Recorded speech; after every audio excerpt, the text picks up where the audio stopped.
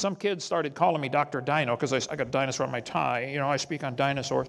I was, just like every other 5-year-old kid, I was enamored by dinosaurs. And that's what they used to drag me into believing the earth is millions of years old. You can get any kid's book on dinosaurs, open up to the first page, and it says, millions of years ago. Here the kid can't even read yet, and he's already believing in evolution. That's how they sucker him in. And the facts are so different. God made the world in 6 days. It's about 6,000 years old. Before the flood came, people lived to be over 900. I mean, read Genesis 5. Adam was 930. So something was very different, and I cover that in my video series, which you can watch right online for free, or you can order it on drdino.com, or our phone number, 855-BIG-DINO. We're a real original around our place. Okay. But the reptiles never stop growing. I taught biology for 15 years. Reptiles never stop growing. People stop growing when they're 16 or 18. That's vertically. They go horizontally later. But reptiles never stop. So if they could live to be 900, they'd be 70 feet long. Dinosaurs were just big lizards with Adam and Eve. And then Noah took them on the ark.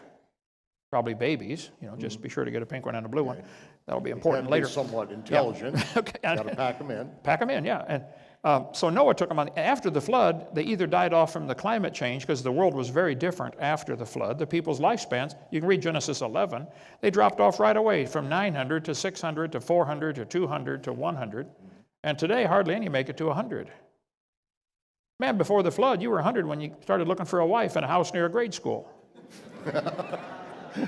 Today, if you wait till you're 100, you can get the wife, but you can forget the grade school. You're not going to need it. Okay? So reptiles, they grew huge before the flood. After the flood, some either died off from the climate change or because people were hunting them.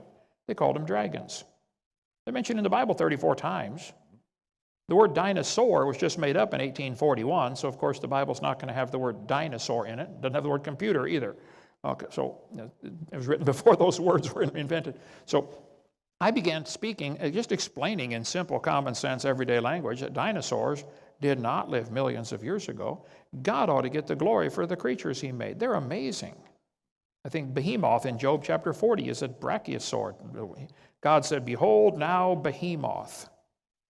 Well, God would not tell you to behold now Behemoth if you could not behold now Behemoth. He had to be able to look at him, okay? Okay. It was still alive. Yeah, and you've collected a lot of this information from around the world as far as the existence of some of these biblical animals, these dinosaurs that were supposed to be gone millions of years ago that people still can identify, did you not? Not only have they always lived with man, called them dragons in most cultures, they find them on ancient pottery, ancient artwork, ancient tapestries, and I cover all that on my DVD number 3 about dinosaurs living with man. There might still be some alive. There have been hundreds and hundreds of sightings, like Loch Ness Monster is the most best-known example. That's just one of hundreds of places where they're still reporting small dinosaurs alive. They've got video footage of pterodactyls flying in Papua New Guinea and in the Indonesian islands and in the jungle swamps in the middle of Africa. A missionary friend of mine was over there for 43 years working with the pygmy tribe that lived in this swamp, in this jungle, and he showed them a picture of an apatosaurus, the long neck, long tail, you know, Fred Flintstone dinosaur. And they said, oh, that's Mokele Mbembe. Don't get close. He's not friendly. Yeah, he lives in the swamp. He comes out at night. You won't hardly see him in the daytime. He's active at night. They even told him what kind of noise they make, the sound they make. He said, these things are still alive? He said, they're not very big anymore. They're only about 30 feet long. And they're not friendly. They said they're vegetarian, but they're real territorial, and they'll hit you with their tail and kill you. So don't get close to them. See, these pygmies had not been to American school to learn that these animals actually died out millions of years ago. Oh. All they knew is they saw them once in a while. So I've interviewed 100 people now that swear they've seen one alive. I don't want everybody to leave here thinking, you know, wow, dinosaurs are everywhere. I better be careful when I go to Walmart. Okay. It's not like that. I've seen some, looks like dinosaurs. So, but Yeah, they have always lived with man, and as they became more rare in the early 1800s, the population of the world was only 1 billion people in 1800.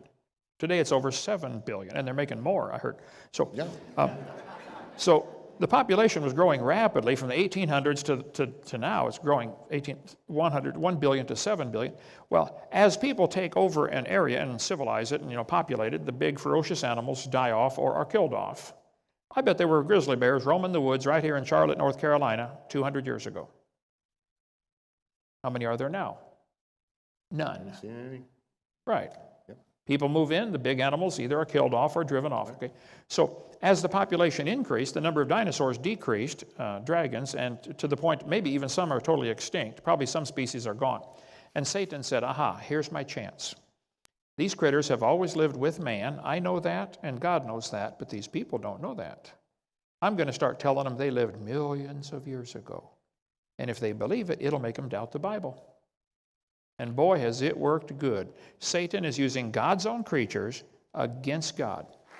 Well, Kent, we are so thankful that you're here, and we are praying continue to stand with you, support your ministry, and he is here because I want the world to know about the ministry of Dr. Kent Hovin, and that it gets down to the next generation so that they can engage in the fight, because we've all been brainwashed.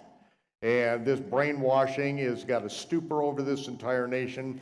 And I am fully cognizant of the reality that what has happened to Kent is just a precursor of what's going to be happening all over this nation. Wait, where do you think you're going? You're not done yet. You got to subscribe if you want to see more of this stuff. Just click the button up here. Better yet, you can click here to watch more right now. And if you like what you see, support what we do. Donate here to keep the broadcast coming. Thank you.